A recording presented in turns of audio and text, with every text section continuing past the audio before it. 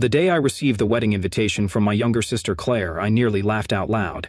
Claire, the golden child, the gleaming crown jewel of my father and stepmother's meticulously curated world, the one person who had seamlessly aligned herself with their version of reality, even if that reality never had space for me.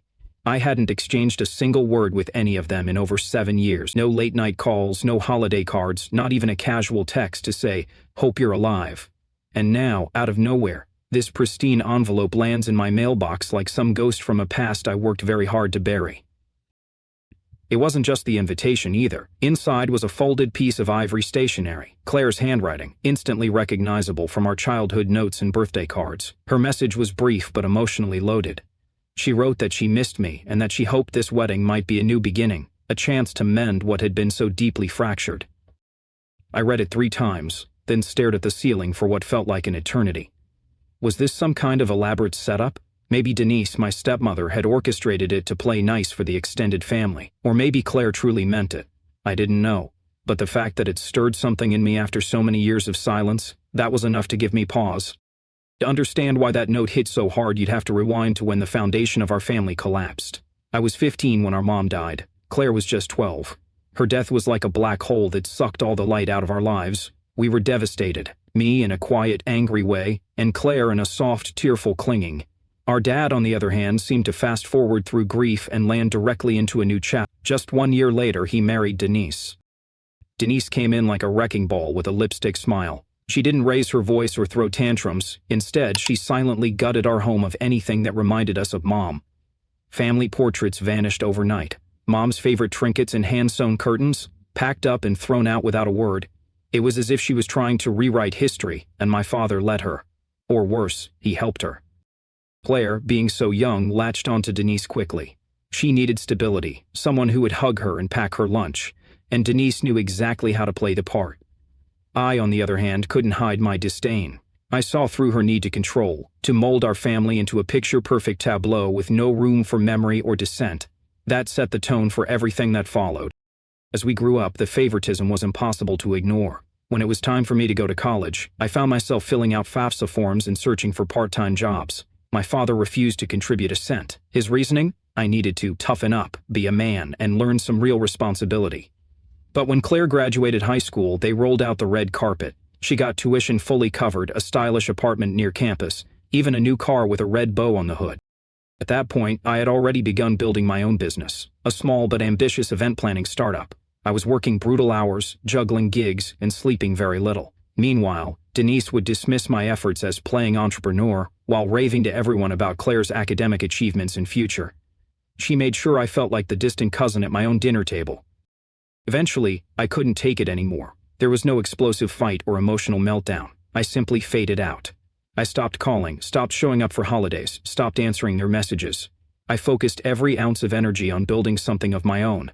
And against all odds, I succeeded. The company took off, clients kept coming, my calendar was booked months in advance.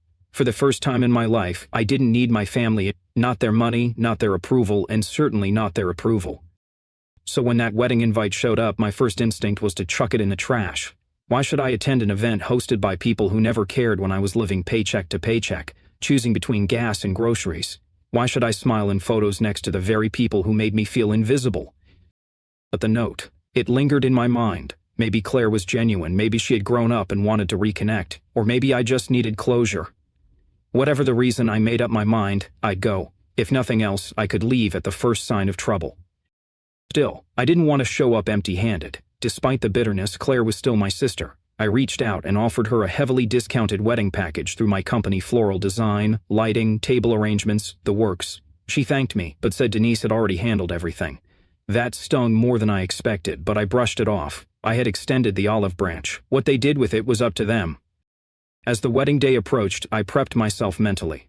I wasn't naive. I knew walking into that venue would stir up old wounds. But part of me clung to the idea that maybe, just maybe, things had changed. The night before the wedding, I couldn't sleep.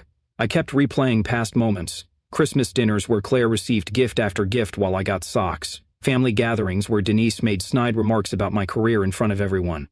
Birthdays where Dad barely acknowledged me. I reminded myself over and over, I was doing this for Claire, not for them. On the morning of the wedding, I put on my sharpest suit, took a deep breath, and drove to the venue. I arrived early, as always. The planner in me couldn't help it. The place was stunning. Vaulted ceilings, cascading flower arrangements, the whole 9 yards. It was clear they'd spared no expense. As I stepped through the entryway, a wave of nostalgia and dread washed over me. Would I be welcomed, ignored, confronted? Then I saw Claire. She looked stunning, glowing in her dress. She walked up to me, arms open, and hugged me tightly. Her eyes welled up as she whispered, "Thank you for coming." For a fleeting second, it felt like maybe things were really different now. But then I noticed Denise standing nearby, watching us like a predator sizing up a threat. Her smile was thin and cold. "Welcome," she said, her voice coated in sugar and poison. "Still running that little party business of yours?" I smiled through clenched teeth. "It's doing quite well, actually, thanks for asking." She gave a tight smirk, unimpressed, and turned away to chat with another guest. Classic Denise. I brushed off the sting from Denise's snide remark and made my way to my assigned seat. The ceremony itself was, admittedly, quite beautiful. I had to hand it to them. Everything was tastefully arranged, almost ethereal. Claire, standing there in her gown with eyes shimmering with emotion, looked genuinely radiant and happy. For a brief while, the past faded into the background. The tension dissolved as I let myself believe that maybe, just maybe, there was hope for something, but that peace didn't last long. Not in a family like ours. Deep down, I knew better. I knew something was bound to go wrong. Walking into the reception hall, the weight in my chest returned, heavier than before. It wasn't because the venue was lacking, far from it. The room looked like a spread straight out of a luxury wedding magazine. Crystal chandeliers cast golden light over finely dressed guests, and each table setting gleamed under the glow. The silverware was so meticulously polished it practically sparkled, and the floral centerpieces looked like they had been flown in directly from an enchanted garden, but none of that opulence could distract from the reality settling like a stone in my stomach. This was the first time I'd come face to face with my family in nearly 7 years, and I could already feel the storm brewing. I approached the large, elegantly framed seating chart near the entrance and searched for my name. When I found it, my heart sank. Table 14. That number alone told me everything I needed to know.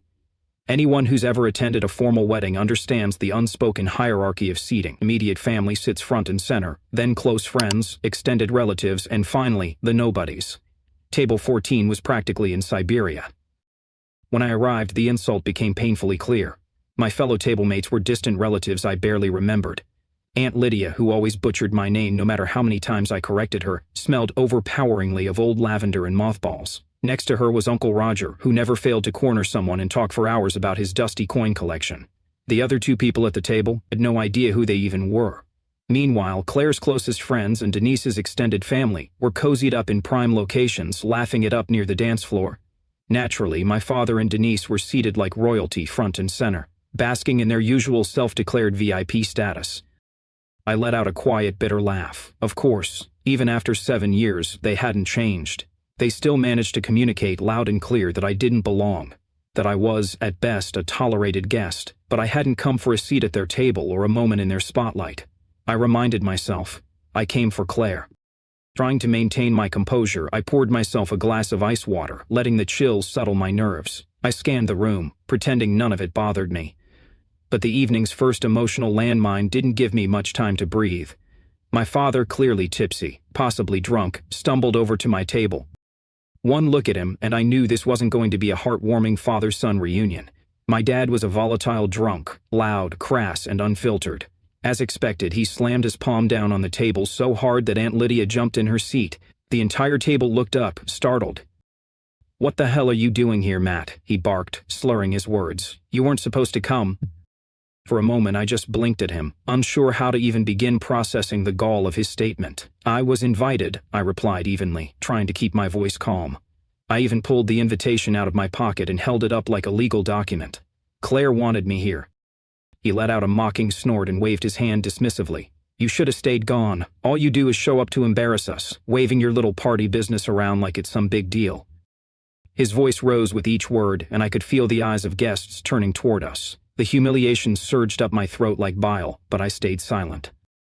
Before I could respond, Denise materialized at his side as if summoned by some sixth sense. Her expression was a polished mask of feigned concern, but the glint in her eyes betrayed her glee.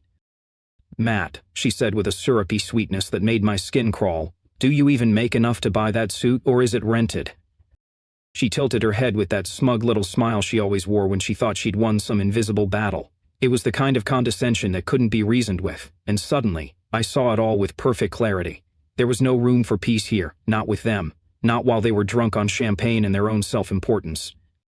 I stood slowly, smoothing out my jacket with deliberate calm. "Excuse me," I said, my voice steady, though every part of me trembled. I walked away, leaving them behind in stunned silence.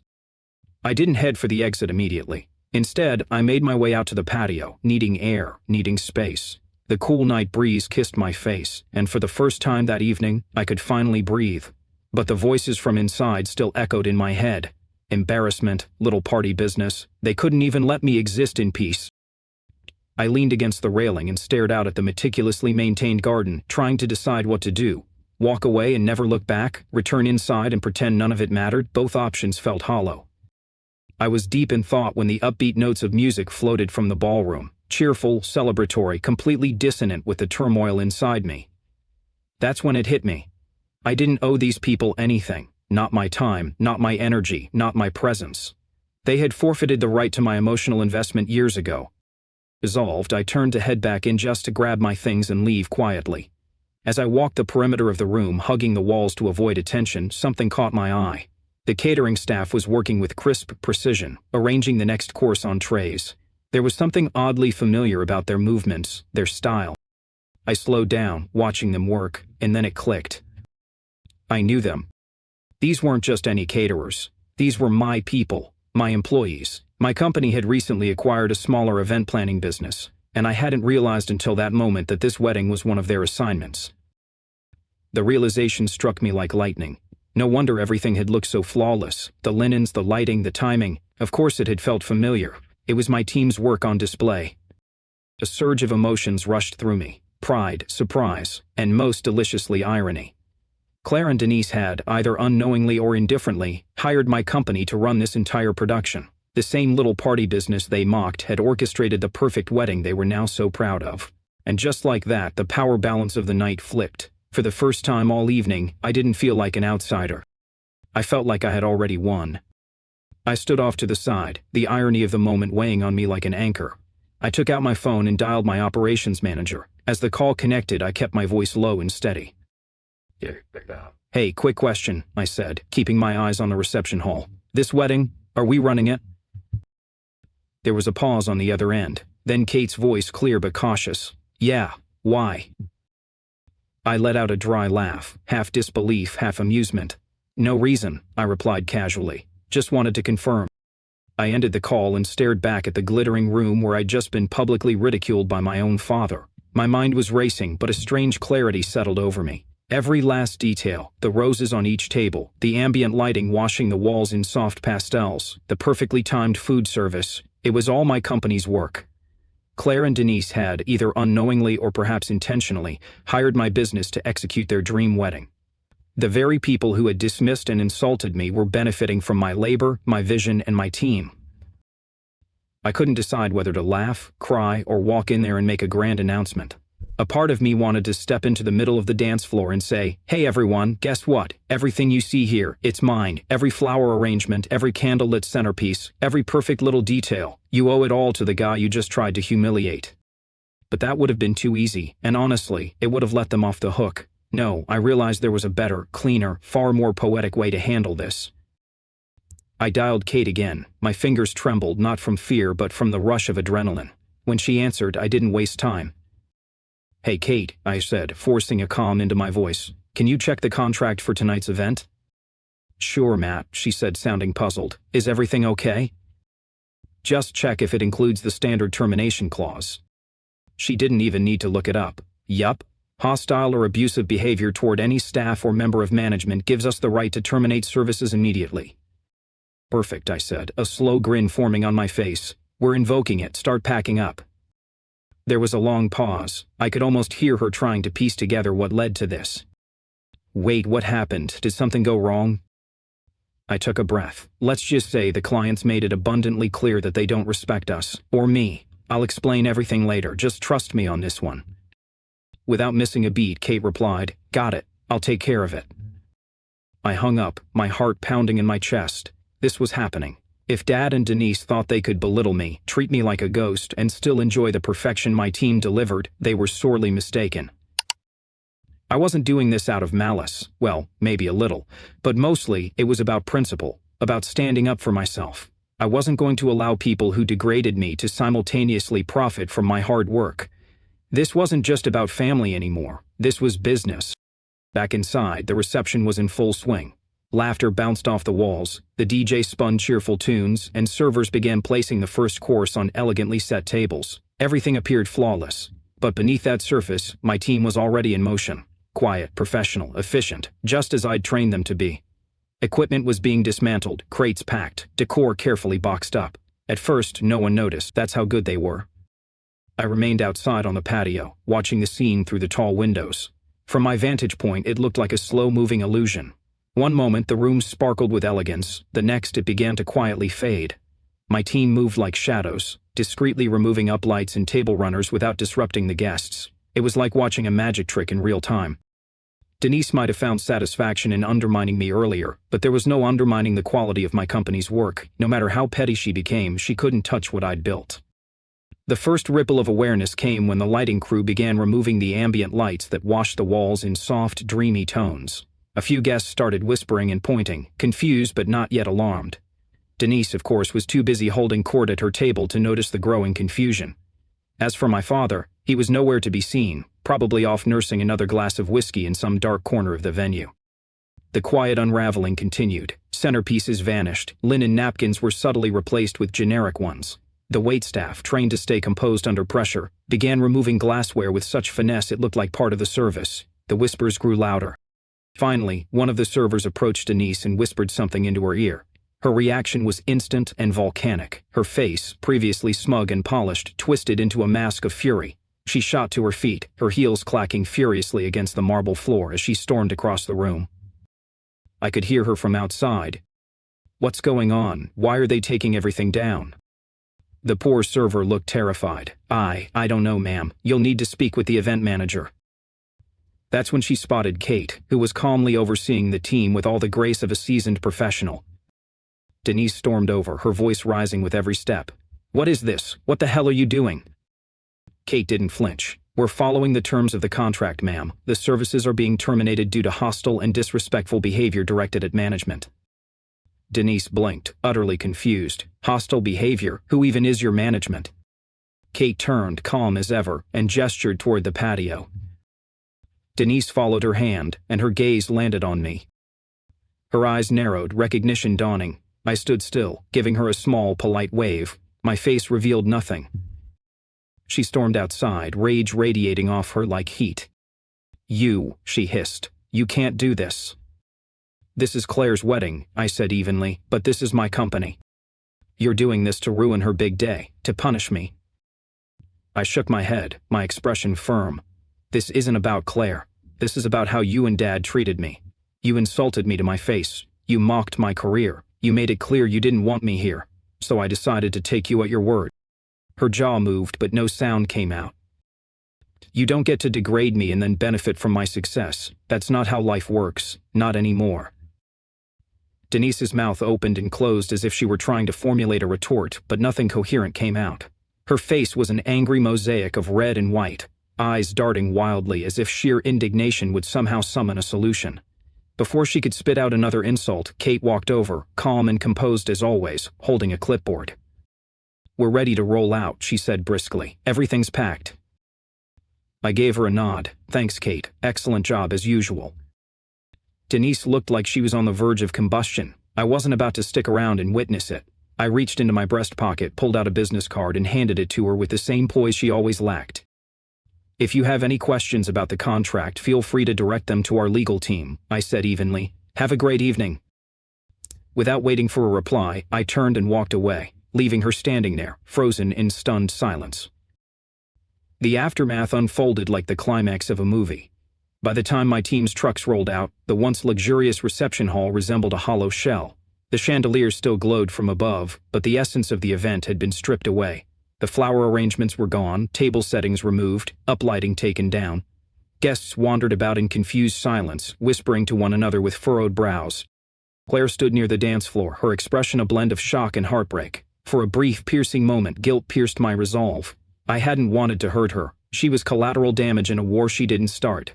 But I reminded myself why this had to happen. This wasn't vengeance, it was justice. I had been humiliated in front of strangers by the very people now reaping the benefits of my hard-earned success. Enough was enough. The drive home from the wedding should have been triumphant. I'd executed one of the most jaw-dropping power moves of my life, the kind of mic drop people remember. And yet, as the last of my crew's taillights disappeared in my rearview mirror, an unexpected weight settled in my chest. This wasn't the ending I'd imagined. It wasn't supposed to feel. Still, deep down, I knew I had done the right thing. For the first time in my adult life, I stood up for myself, not just as a business owner, but as a human being who deserved respect. I didn't allow myself to be degraded, belittled, or dismissed. But the aftermath didn't wait. Barely 20 minutes into my drive, my phone lit up like a pinball machine. Missed calls, voicemails, text after furious text. It was as if someone had unleashed a horde of digital wasps into my inbox. Leading the charge, of course, was Denise. Her first message was a novella long, rambling, and laced with venom. The subject, my audacity. "I can't believe you did this to Claire," she wrote. "You're a selfish, vindictive little boy who can't stand to see others happy. You destroyed the most important day of your sister's life because you couldn't stand not being the center of attention. You've humiliated this family beyond repair." And she didn't stop there. Message after message arrived, each more deranged than the last. She accused me of jealousy, of orchestrating a deliberate sabotage to spite her, to get revenge for old grudges. She even had the gall to demand a refund for the services already rendered by my team. A refund. As if the insults weren't enough, she genuinely believed she had the moral high ground to ask for her money back. Never mind the fact that we executed everything perfectly until the moment they crossed the line. "You've disgraced us," she continued in another message. "People are talking. Do you know what they're saying about us? About this family? I should have never trusted you. You're a failure, Matt. A failure through and through." The absurdity would have been funny if it weren't so pathetic. I didn't reply. I simply muted her number and filed her tantrum under irrelevant noise. But of course, Denise wasn't the only one with opinions. Next came my father's barrage, voicemails slurred and disjointed, filled with drunken rage. The phrases "spoiled brat" and "I'll sue your ass" featured prominently. He even threatened to call the police, which nearly made me burst out laughing. Call the cops? For what? Enforcing a contractual clause his wine-soaked mind hadn't even known existed? Let him try. I had everything documented. My company had done nothing wrong. If anything, I had shown more grace than they deserved. But the message that truly caught me off guard came from Claire. Unlike the others, her text wasn't filled with bile or blame. It was just sad. "Why would you do this to me?" she wrote. "I thought you came to support me. I didn't think you'd ruin my wedding." That one hit me differently. It wasn't laced with spite or rage. It was genuine confusion and hurt. Claire and I hadn't been close in years, but I could still hear the tremble in her digital voice, the disbelief that her brother had just torpedoed the happiest day of her life. I stared at the screen for a long time, unsure how to respond. She didn't understand. How could she? She'd been caught in the middle her whole life. Raised under Denise's manipulative thumb and Dad's blind indifference, Claire had learned to adapt rather than resist. I didn't blame her for surviving the only way she knew how. Part of me wanted to text her back, to explain, to tell her everything, how they humiliated me, how I had no choice, how this was never meant to be about her. But I stopped myself. Not because I didn't care, but because I wasn't sure it would change anything. Words wouldn't undo the years of division between us. For a fleeting moment, I wondered if I'd made a mistake. But then I remembered the moment Denise sneered at me in front of 100 guests, the moment my father told me I didn't belong. And I knew. By morning, the drama was everywhere. Denise, in true form, couldn't keep her outrage to herself. She launched a full-scale smear campaign, calling relatives, friends, anyone who would listen. Her version of events painted me as a monster, a bitter, vengeful brother who destroyed a wedding out of spite. By noon, I'd received confused texts from 2 aunts and a cousin asking me what had actually happened. I didn't have the energy to rehash it over and over, so I crafted a short, polite message and sent it to the few relatives I still had a semblance of trust with. Long story short, I wrote, I was insulted, disrespected, and treated like I didn't matter. As per the terms of the client contract, my company exercised our right to terminate services due to hostile behavior. That's all there is to it. And really, that was all anyone needed to know. If you want to know the real story, ask Denise. But if you're after the truth, talk to the venue staff. I'm done explaining myself, I texted, sending it to the last batch of relatives still questioning what had happened. I was exhausted mentally, emotionally, and spiritually. What I didn't expect was the response that followed almost immediately. One of my aunts, a woman I hadn't spoken to in years, replied with a message that took me off guard. "Good for you," she wrote. "We saw how Denise treated you at Thanksgiving 5 years ago. She's always been awful to you. I'm just sorry Claire got caught in the middle." Reading that, I sat back, stunned. For so long, I'd assumed the entire extended family had bought into Denise's narrative that I was difficult, disrespectful, ungrateful. I hadn't once considered that someone might have actually noticed the way I was treated, let alone supported me. It was a small flicker of comfort in the midst of chaos, but it mattered more than I expected. And then came the fallout I truly hadn't anticipated. The unexpected ripple effect from the wedding guests themselves.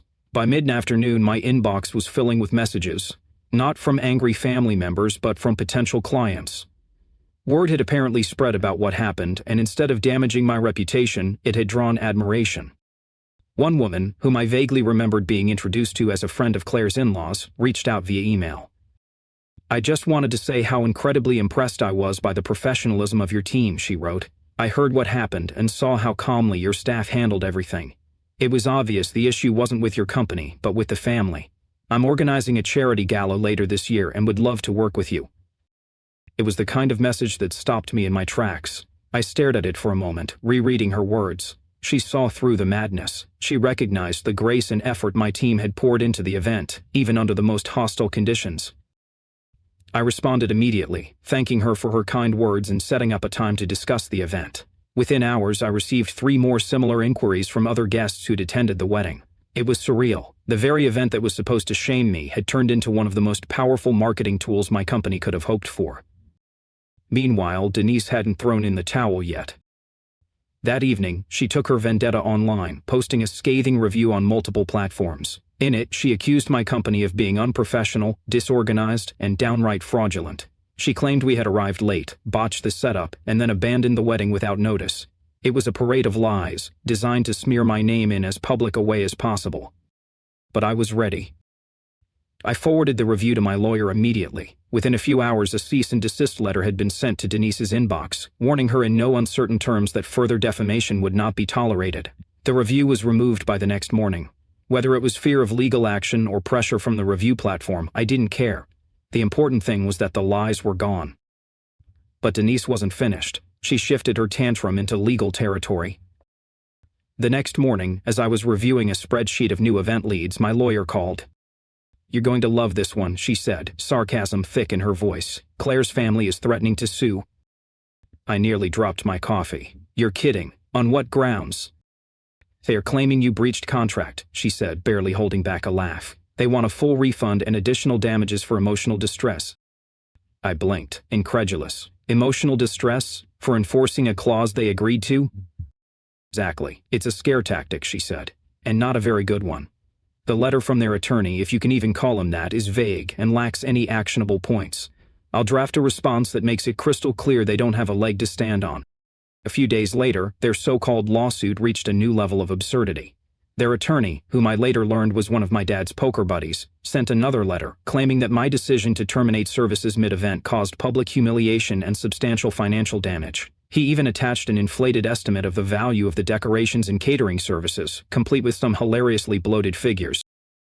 But the piece de resistance? The letter actually accused me of being malicious and vindictive, stating, "The abrupt removal of event services caused irreparable harm to the reputation of the hosts. The plaintiff's family was subjected to public embarrassment of the highest order."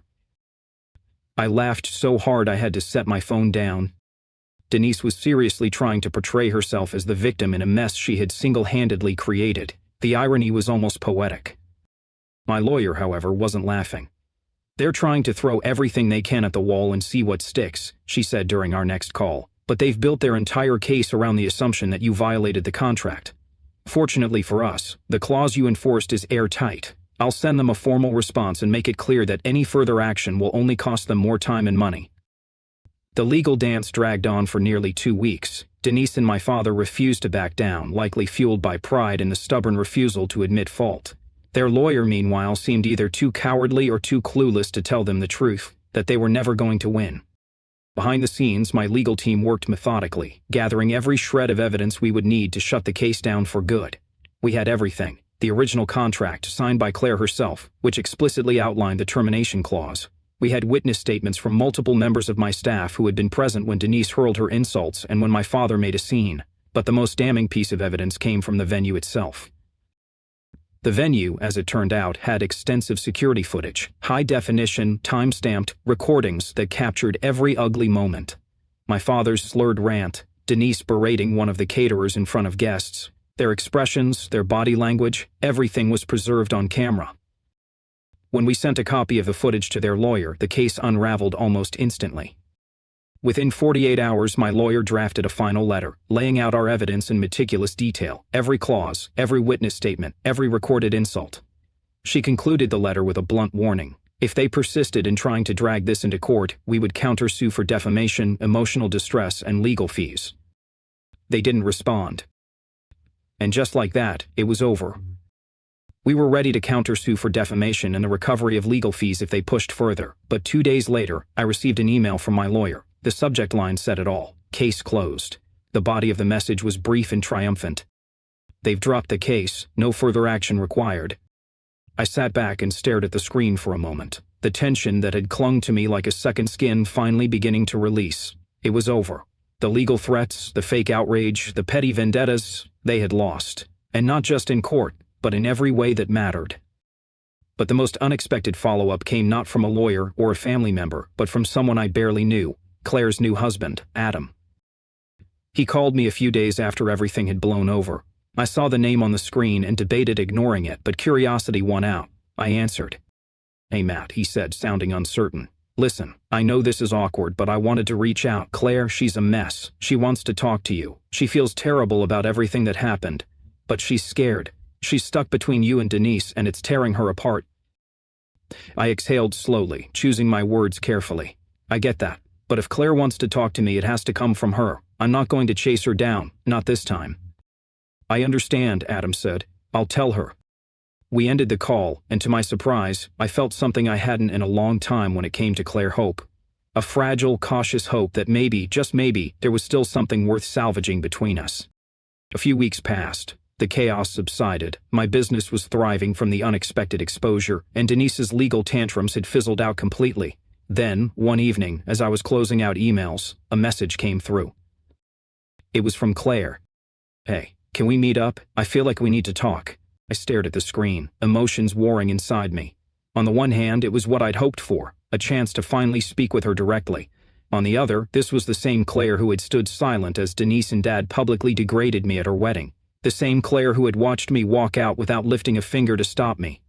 Was this genuine remorse, or just an attempt to patch things up for her own comfort? Despite everything, I said yes. "Sure," I replied. "Let me know when and where." We met at a quiet little cafe on the edge of town, one I used to frequent in the early days of building my company. It felt neutral, unassuming, safe. Claire was already there when I arrived, hunched over a steaming mug. She looked up as I walked in and gave me a small smile. It was stiff, more habit than sincerity. "Hey," she said, gesturing to the seat across from her. "Hey," I echoed, sitting down. The silence between us was heavy, stretched taut with everything unsaid. "I'm really sorry about what happened at the wedding," she began, breaking the quiet. "It got out of hand. I know Dad and Denise said things they shouldn't have." I raised an eyebrow. "Some things?" She shifted in her seat, uncomfortable. "Okay, a lot of things. But you have to understand, they were under a lot of pressure. Weddings are stressful. Emotions were running high. It wasn't personal." I let out a dry, humorless laugh. "Not personal? Claire, they called me an embarrassment. They mocked my business, my life's work, in front of 100 people. How is that not personal?" She sighed, as though I was being unreasonable. "I'm not saying it was right, but pulling out your services in the middle of the wedding? That wasn't fair either. People are still talking about it." There it was, the real reason she wanted to talk. I felt the shift immediately.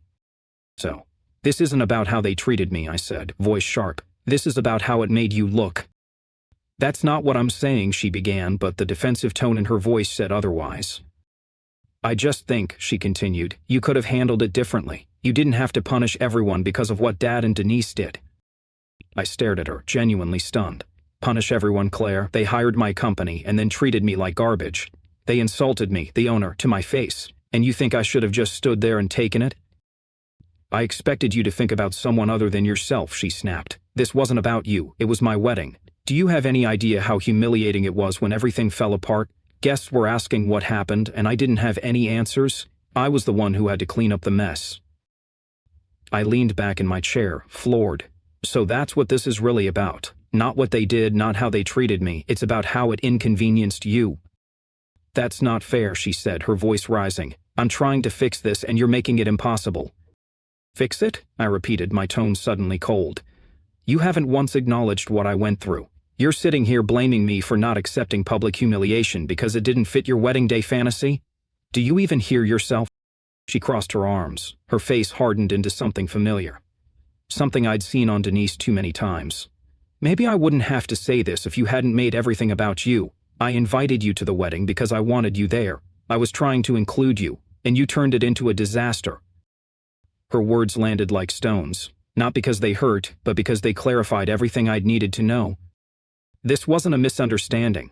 Claire wasn't tracked between Dad and Denise. She was like them. She had absorbed their entitlement, their need to control the narrative, their refusal to take accountability.